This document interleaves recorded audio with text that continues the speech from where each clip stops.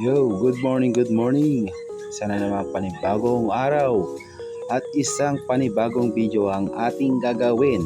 At ang kliyente po natin ay medyo malayo ang pinanggalingan at sinadya ulit tayo dito sa Malasiki, Pangasinan. Ayan po, si boss ay dati na rin nating client at natatuan. Ayan na nga po at fully healed na ho yung huling gawa ko sa kanya.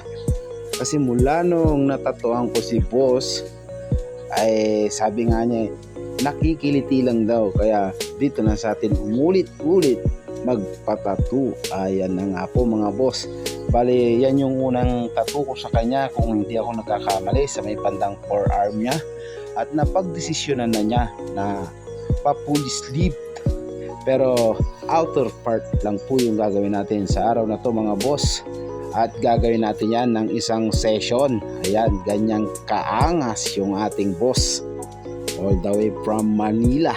Ayan, kasi may pinapasyalan din sila dito sa Pangasinan at sinasabay na rin niya magpa-session sa atin.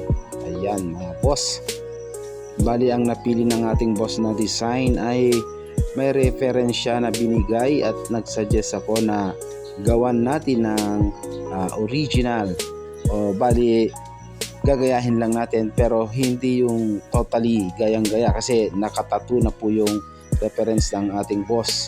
Kaya po niyan nilagyan natin siya ng anchor, tapos yung rose, at yung pinaka middle naman na mata ay mata ng kanyang misis. Ayan, at sa may gawing itaas naman ay dove with rising sun. Ayan, may mga sinag-sinag tayong nilagay dyan. Bali freehand na po yung ginawa natin background magkatapos kong ilapat yung mga pinaka subject natin.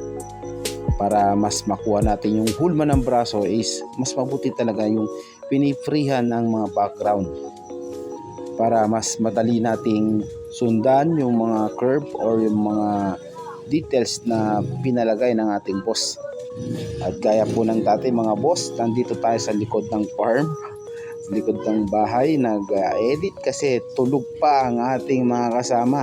Masarap din kasi tumambay dito habang nagkakape at nag-e-edit or habang may ginagawang homework. Ayan mga boss, ito na po pala yung kinalabasan ng trabaho natin sa araw na to. Full sleeve, outer part muna. Ayan mga boss, bali pag-iisipan na naman daw uli kung ano yung ilalagay natin sa may bicep naman ng ating boss, yung pinakabakante na lang. Ay grabe naman talaga ang tibay ng ating boss, kinaya niyang tapusin sa isang session na hindi na rin natin naorasan kasi medyo late na rin silang dumating. Hapon na rin natin inumpisa niyan 4, tapos natapos yata tayo ng mga 9 PM. Ayan, maraming salamat ulit boss, at hanggang sa muli, Creative Ink Tattoo and Body Piercing. At sa mga gustong magpabook, mag-PM lamang po kayo. Marami pa po tayong slot ngayong June at July, and please like and follow for more. Thank you.